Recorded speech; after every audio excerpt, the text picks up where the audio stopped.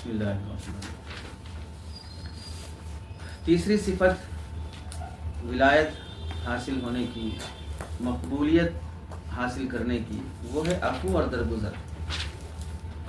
کہ مقبول بندوں کی صفات میں سے یہ ہے کہ مقبول بندے کوئی بھی معاملہ، تکلیف یا کوئی بھی نقصان اسے دل میں بسائے نہیں رکھتے۔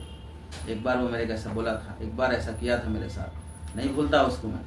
ایسے جو بندے رہتے ہیں نا وہ کبھی مقبول نہیں ہوتے۔ بڑا دل رکھنا، معاف کر دینا، درگزر کر دینا، وہ گویا کہ ہمارے نزدیک چھوٹی بات تھی، چھوڑو ختم، آگے بڑھو۔ ایسے جو بندے رہتے ہیں نا وہ بڑے بندے۔ کیسے بڑے بندے؟ مثال کے طور پر ہمیں کسی نے کچھ گالی دے دی، نقصان پہنچایا، جھگڑا کر لیا، بعد ہم اسے کچھ بھی نہیں بولے، خاموش رہے۔ بعد میں اسے احساس ہوا کہ بھائی مجھے ایسا نہیں کرنا چاہیے تھا، یہ بات بیٹھ کر سنجیدہ گفتگو سے بھی حل ہو سکتی تھی، میں نے زیادتی کر دی۔ احساس ہونے کے بعد وہ آ کے معافی مانگا، ہم معاف کر دیے، ہو گیا قصہ ختم۔ اب آگے ہم اپنا کام کر رہے ہیں، تو جب بھی یہ بندہ ہم کو دیکھے گا تو اپنے اندر شرمندگی محسوس کرے گا کہ میں ان کے ساتھ زیادتی کر دیا، تو ہم کو بڑے کی نظر سے دیکھتا، کیونکہ اسے اپنی غلطی کا احساس ہے، اور ہم نے اس کی غلطی کے احساس پر اسے درگزر کر دیا۔ اس پر وہ اپنے کو چھوٹا سمجھ رہا، ہم کو بڑا سمجھ رہا۔ برخلاف اس کے جب اس نے غلطی کی اور معافی مانگا تو ہم پلٹ کر اگر یہ کہتے نہیں معاف کرتا میں تمہارے، کیسا کر سکتے تم میرے ساتھ یہ بات، کیسا بول سکتے، نہیں چھوڑوں گا تمہیں، یہ اگر گفتگو ہمارے ساتھ اس کے ساتھ ہوئی تو اب کیا ہوگا؟ وہ شخص برابر کے درجے کا ہو گیا۔ میں ویسا بولا، انہیں ویسے بولے، ٹھیک ہے دیکھ لیں گے دونوں، تو اب کیا ہو گیا؟ ایک دوسرے کی نظر میں برابر ہی رہے، وہ ہم کو بڑا سمجھا نہیں، سمجھے گا بھی نہیں، کیونکہ ادھر وہ غلطی کیا ہماری نظر میں، ہم غلطی کی اس کی نظر میں، دونوں برابر ہو گئے۔ تو عفو اور درگزر کرنے سے بندہ دوسروں کی نظر میں بڑا بنتا ہے۔ چنانچہ اللہ رب العزت، اللہ کے نبی علیہ السلام فرماتے ہیں ما زاد اللہ عبدا بعفو الا عزا، اللہ تعالیٰ عفو اور درگزر کرنے سے انسان کی عزت بڑھاتے ہی رہتے ہیں، بڑھاتے ہی رہتے ہیں۔ مسلم شریف کی روایت ہے۔ حضرت عائشہ رضی اللہ تعالیٰ عنہ فرماتی ہیں کہ آپ علیہ السلام برائی کا بدلہ برائی سے نہیں دیتے تھے، بلکہ عفو اور درگزر سے کام لیتے تھے۔ کوئی برا کیا تو ہم اس کے ساتھ برا کریں گے، ایسا نہیں۔ حضرت انس بن مالک رضی اللہ تعالیٰ عنہ فرماتے ہیں میں نے 10 سال اللہ کے نبی علیہ السلام کی خدمت کا شرف حاصل کیا، پورے عرصے میں کبھی آپ نے مجھے اف تک نہیں کہا، نہ میرے کسی کیے ہوئے کام پر یہ کہا کہ تم نے کیوں کیا، اور نہ مجھے کبھی یہ نہ فرمایا کہ تم نے کام کیوں نہیں کیا۔ آپ علیہ السلام سب سے اچھے اخلاق والے تھے۔ یہ آپ علیہ السلام کا رویہ، یعنی اخلاقی رویہ تھا۔ البتہ یہاں پر ایک دفعہ دخل مقدر یہ ہے کہ آج کل کے کام والوں کے ساتھ اگر ایسا کریں گے، اف بھی نہ کہو، تو پھر وہ اونر بن جائیں گے، ہم نوکر بن جائیں گے۔ یہ کب ہوگا؟ جبکہ نوکر کو بھی احساس ہو کہ میں غلط کر رہا ہوں، میرے ساتھ میرا اونر اچھے اخلاق سے پیش آ رہا ہے۔ یہ احساس جب تک نوکر میں رہے گا، وہ غلطی کرے گا شرمندہ رہے گا، غلطی کرے گا شرمندہ ہوگا۔ جہاں نوکر کو احساس ہے کہ میرا باس، میرا جو اونر ہے وہ حولہ ہے، میں غلطی کروں گا تو بھی اسے احساس بھی نہیں ہوتا، بیوقوف ہے انہیں۔ اس واسطے بنداس غلطیاں کرتے رہے گا، اور غلطیوں کا نقصان پورا اونر پہ ڈالتا رہے گا اور بدنام اسے کرے گا۔ تو یہ شخص ایسا نہیں ہے کہ اس کے ساتھ ایسے اخلاق سے پیش آ جائے کہ اسے اف بھی نہ کہا جائے، وہاں تو جوتے مارنا پڑے گا، تبھی جا کے وہ رائٹ رہے گا، کیونکہ اس کے اندر وہ صفت نہیں ہے جو حضرت انس رضی اللہ تعالیٰ عنہ کے اندر تھی۔ اس واسطے اس کے ساتھ وہ اخلاقی رویہ بھی نہیں رہے گا جو حضرت نبی کریم صلی اللہ علیہ وسلم کا تھا۔ ارے سمجھے نہیں سمجھے؟ سیدنا حضرت زین العابدین رحمۃ اللہ علیہ، یہ حضرت علی ابن حسین بن علی زین العابدین خاندان اہل بیت کے چشم و چراغ ہیں۔ ایک مرتبہ اس زمانے کا بادشاہ ہشام بن عبد الملک حج کے موقع پر مکہ مکرمہ آیا۔ بھیڑ کی وجہ سے حالانکہ وہ ہے اس زمانے کا بادشاہ ہے، یہ ولی عہد ہے، نائب بادشاہ گیا، مکہ مکرمہ میں طواف کر کے حجر اسود کا بوسہ لینا چاہ رہا ہے، لیکن اتنا مجمع ہے کہ بوسہ لینے کے لیے حجر اسود کے قریب گیا، جا ہی نہیں سکا، موقع ہی نہیں ملا اس کو، واپس مطاف سے ہٹ گیا، لوگ پبلک جانے نہیں دے رہی اس کے اوپر۔ اتنے میں دیکھا کہ حضرت علی زین العابدین رحمۃ اللہ علیہ مطاف میں تشریف لائے، تو لوگوں نے جب دیکھا کہ حضرت علی زین العابدین آئے تو خود مطاف سے ہٹ گئے، خالی ہو گئے، راستہ دے دیا، یہ سیدھا گئے اور کعبۃ اللہ کا بوسہ لیا اور طواف شروع کیا۔ سمجھے؟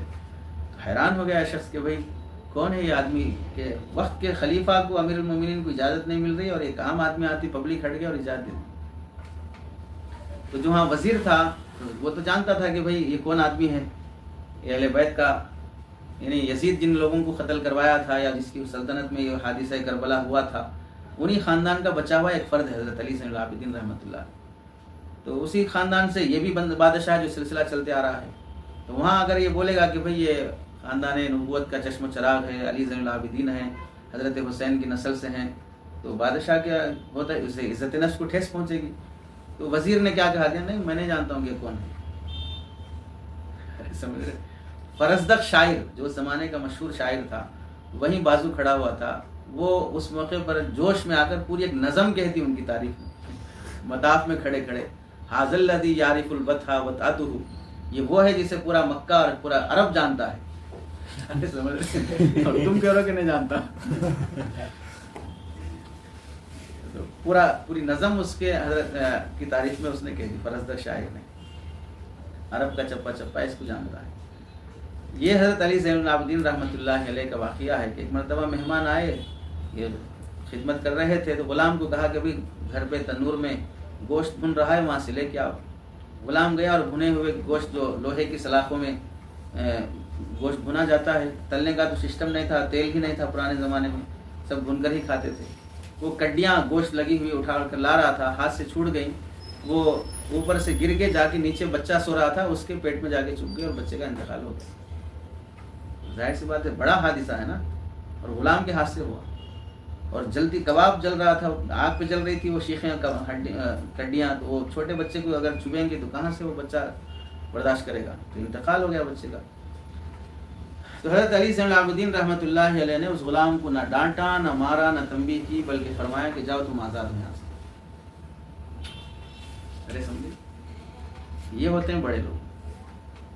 بڑے وہ ہیں جو بڑی بات کو بھی چھوٹی سمجھ کر معاف کر دیتے ہیں، چھوٹے وہ ہیں جو چھوٹی بات کو بھی بڑا کر دیتے ہیں۔ ارے سمجھے، پانی کا مسئلہ کوئی بڑا مسئلہ نہیں ہے، بڑا کر دینا مطلب ہے کہ بندہ خود چھوٹا ہے، اس واسطے مسئلے کو بڑا کر رہا ہے۔ ورنہ تو پانی تو وہ چیز ہے کہ بھئی راستہ چلتے ہوئے بھی خیرات مانگیں تو لوگ پانی پلا دیتے ہیں، اور لوگ پانی رکھ لے کے بھی پانی نہیں پلاتے۔ چھوٹے ہونے کی علامت ہوتی ہے بس۔ اس کے برخلاف ہمارا جو رویہ خادموں کے ساتھ ہے، یا دیکھ لیں اپنے چھوٹوں کے ساتھ ہے، ماتحتوں کے ساتھ ہے، ایک غلطی پر کتنا اسے تانا دیا جاتا ہے، گالیاں دی جاتی ہیں، چھوٹی غلطی پر بھی کتنا اسے سنایا جاتا ہے۔ اپنے ہاتھ سے نقصان ہو جائے تو مطمئن ہو جاتے، تعویلیں کر لیتے، اس پر کسی کو ٹوکنا اچھا بھی نہیں لگتا۔ ہمارے سے غلطی ہو جائے تو کوئی کچھ نہیں بولنا، چھوڑو میرا نقصان ہوا نا، تمہارا کچھ بھی نہ، خاموش بیٹھو، کئی بول رہے ہیں میرے، اس طرح بولتے۔ اپنے ہاتھ سے نقصان ہو گیا، بھئی دوسرے کے ہاتھ سے نقصان ہوا برداشت نہیں ہوتا۔ تو یہ احترام ایک دوسرے کا، معاف کر دینا، درگزر کر دینا، سیکھنے کی چیز ہے۔ یہاں درمیان میں ایک جملہ معترضہ سن لیں، ان اخلاق کے بتانے کا مطلب یہ نہیں کہ اس سے غلام کو آزاد کر دیا جائے اور نوکروں کو اونر بنا دیا جائے۔ بھئی آپ ہی سنائیں کہ اتنے اخلاق سے پیش آئے تو پھر اساتذہ ہمیں کیوں ڈانٹتے ہیں؟ نہیں ڈانٹنا چاہیے۔ ارے سمجھے، بحیثیت استاذ کسی علم کو سیکھنے کے لیے جو آداب ہیں وہ آداب الگ ہیں۔ یہ جو آداب سکھائے جا رہے ہیں یہ ولایت اور مقبولیت کے ہیں، وہ جو آداب ہیں حصول علم کے ہیں۔ ہر ایک کے اپنے اپنے آداب رہتے۔ اب ان آداب کو ادھر فٹ کر کے اس واسطے استاد ہمیں کچھ نہیں بولنا، ناظم ہمیں کچھ نہیں بولنا، شیخ ہمیں کچھ نہیں بولنا، یہ تربیت کے پہلو نہیں ہوتے۔ وہ جاننے والے جانتے بھی کس کو کچھ نہیں بولنا، کس کو کچھ بولنا۔ تمہارے تو ابھی سیکھنے کا مرحلہ ہے، یہ سیکھ لو تو تب جا کے تمیز پیدا ہوگی کہ بھئی کون سے آداب کہاں کے ہیں۔ ظاہر سی بات ہے دسترخوان کے آداب وہ نہیں جو بیت الخلاء کے آداب ہیں۔ آداب ہی ہیں لیکن دونوں جگہ کے الگ الگ ہیں۔ اگر بولیں گے بھئی یہاں سنت طریقے سے بیٹھو، دسترخوان پہ جیسے بیٹھتے ہو ویسے جا کے باتھ روم میں بیٹھے، ویسے فارغ کیسے ہوں گے بھائی؟ بیٹھنا ہے لیکن دونوں جگہ بیٹھنے کے آداب الگ ہیں۔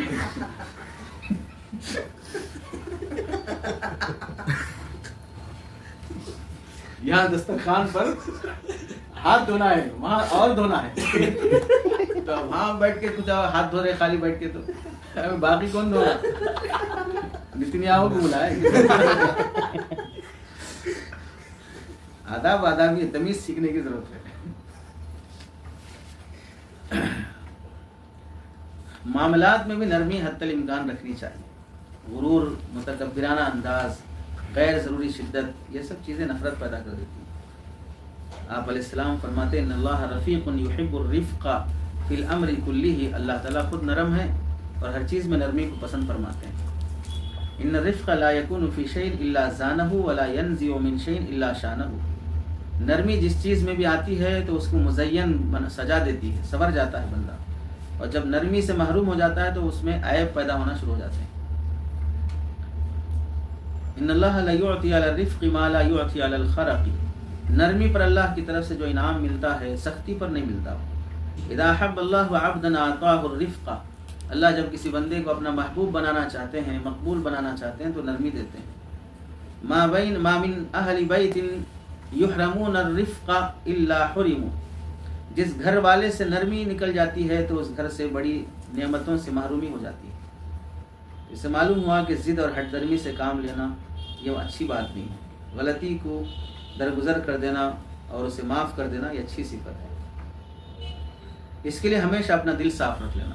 جس سے ہو گیا غلطی ہو گئی معاف کرو، دل کو صاف رکھو اور آگے کام کرتے رہو. بعض ضعیف احادیث میں لکھا ہے کہ جو شخص اپنے مسلمان بھائی کے سامنے کوئی عذر پیش کرے پھر وہ اس کے عذر کو قبول نہ کرے تو اللہ تعالیٰ سزا کے طور پر اسے وہ سزا دیں گے جو ناحق ٹیکس وصول کرنے والے ظالم کو دیتے ہیں. مثلا ہے کہ کوئی آدمی آ کے بولا کہ میں غلطی معافی چاہتا ہوں، یہ مجبوری تھی، اس واسطے میں آپ کا وعدہ پورا نہیں کر سکا، میں 2 دن میں آپ کا وعدہ پورا کر دیتا ہوں. تو واقعتاً وہ مجبور تھا، معذور تھا، پھر بھی ہم بولے نہیں یہ سب بہانے نہیں چلتے میرے پاس، ابھی ہونا میرے. اس طرح اگر آدمی ضد پہ آئے گا تو اللہ تعالیٰ اس ضد پہ آنے والے کو وہ سزا دیتے ہیں جو ظالمانہ طور پہ ٹیکس وصول کرنے والے کو دیتے ہیں، بڑی سزا ہو. اور ہمارا مزاج کیا ہو گیا کہ اگر کوئی آدمی ایک بار ہماری نظروں سے گر گیا تو پھر زندگی بھر کے لیے وہ ہمارا دشمن بن جاتا. ہم جب بھی ایسا ہوا کہ بھئی اس کا تذکرہ آیا تو ہم اس کی غلطی، اس کی برائی، اس کا عیب وہی بیان کرنا شروع کر دیا.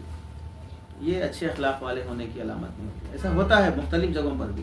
ایک مثال سمجھنے کے لیے، مثال کے طور پر آپ اس مدرسے میں پڑھ رہے ہیں یا کہیں بھی کوئی بھی پڑھ رہا ہو، کسی وجہ سے آپ کو مدرسے سے نکال دیا گیا یا ایسے حالات آئے کہ آپ کو نکل جانا پڑا، تو اب دوسرے مدرسے میں جائے، بیکار مدرسہ ہے بھی، یہ ایک طرف سے انہوں ایک طرف سے وہ مول صاحب کا دباؤ، ایک طرف سے ان کا دباؤ، ایسی ٹائمنگ، کبھی فری نہیں ہو سکتے، سانس لینا بولے تو بھی پوچھنا پڑتا، آواز پڑھنا بولے تو پوچھنا پڑتا، ایسا ٹائٹ کر دیتے.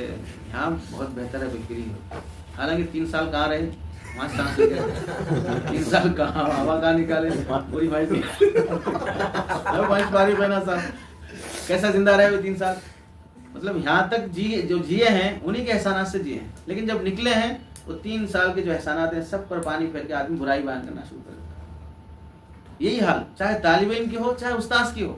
بعض مرتبہ ایسا بھی ہوتا ہے کہ کوئی استاذ ایسا ہو کہ جسے نکل جانا پڑا ہے، نکال دیا گیا، تو وہ استاذ بھی ایسے ہی برائیاں کرنا شروع کر دے، عیب جوئی کرنا شروع کر دے. تو اچھی ذات والا ہونے کی علامت نہیں ہوتی. یہ صرف سمجھانے کے لیے بول رہے ہیں تم لوگوں کو، تم کو سمجھانا مقصود ہے بس. یہ تمہارے ساتھ بھی پیش آنے والا ہے کہ اب تو یہاں طالب علم کی حیثیت سے ہو، آگے چل کے کہیں استاذ کی حیثیت رہے گی.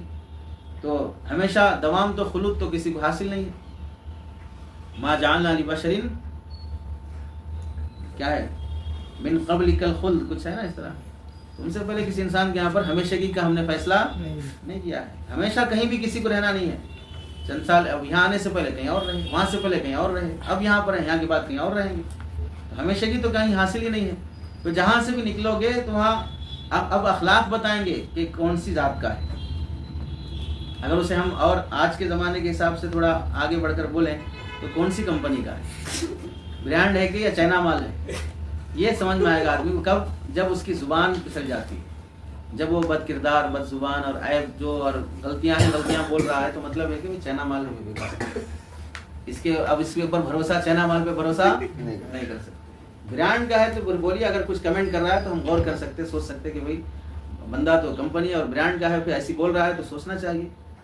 اور اگر عیب ہی عیب نظر آ رہے ہیں، غلطیاں ہی غلطیاں نظر آ رہے ہیں، تو آپ فرشتے ہیں، آپ کو پخانا نہیں آتا، پیشاب نہیں آتا، آپ کے منہ سے بدبو نہیں آتی، پسینہ نہیں آتا، آپ ہے تو سب کے اندر ہے. آپ ایسا بول رہے ہیں کہ میں فرشتہ ہوں، میرے اندر کوئی ہے ہی نہیں ہے، سب کچھ جو کچھ بھی غلطی ہے سب سامنے والے کی ہے. مطلب ہے کہ چائنا مال ہے، بیکار ہے، کبھی بھی ٹوٹ سکتا ہے. تو یہ ذات بتا دیتی ہے کہ آدمی کیسا ہے. یہ سمجھ لو، آپ اپنے آپ کو تول لو، ترازو میں وزن کر لو کہ بھائی ہم کون سی کمپنی کے، کون سا برانڈ کیا ہے ہمارا. تو اسی حساب سے ہماری قیمت لگے گی، ہماری بات کی ویلیو بھی جو رہتی ہے نا، ویلیو بھی اسی حساب سے رہتی. اب جہاں آدمی وہ حساب سے جیتا ہے تو جب کوئی اس کو دیکھیں کہ بھائی آدمی بڑا آدمی ہے، بھائی اس سے زیادہ اس پہ تبصرہ نہیں کر سکتے، کمنٹ نہیں کر سکتے، اس کی جو زندگی گزری ہے، قد لبثت فیکم عمر سنین، ایک عرصہ رہا ہوں میں تمہارے ساتھ، کمنٹ کرو کیا کر سکتے، صادق ہے، امین ہے، فلاں، یہی بولتے رہے آپ. اب آپ کبھی یہ الزام نہیں لگا سکے کہ بھئی جادوگر ہے، دیوانہ ہے، فلاں ہے، اس پورے عرصے میں کبھی نہیں بولے آپ. تو مطلب یہ ہوا اب جو کمنٹس آ رہے ہیں اس کمنٹس کے بارے میں آپ کے بارے میں ڈاؤٹ آئے گا، اس لیے کہ میں اپنی پرانی زندگی پیش کر رہا ہوں. تو اس کا مطلب یہ ہے کہ میں برانڈ کمپنی کا ہوں. اب تک کی 40 سال کیسی رہی میری سروس؟ اچھی رہی. اب اس کے بعد میں نبوت کا دعویٰ کر رہا ہوں، پھر آپ کمنٹ بدل دیے میرا، مطلب کہ آپ میں کچھ کمی ہے، ورنہ تو اب تک کے عرصے میں کیوں نہیں کرے کمنٹ پہ. تو یہی بات رہتی کہ جہاں ہیں وہاں پر اچھے رہتے ہیں تو آدمی کی ایک عزت کا معیار رہتا ہے. اس لیے درگزر سے کام لینا چاہیے، چھوٹی باتوں کو بڑی کرتے پھرنا، بدنام کرتے پھرنا اور دل میں رکھ لینا، حسد کا معاملہ کر لینا، یہ چیزیں اخلاق کے دائرے میں نہیں آتی. اللہ ہم سب کو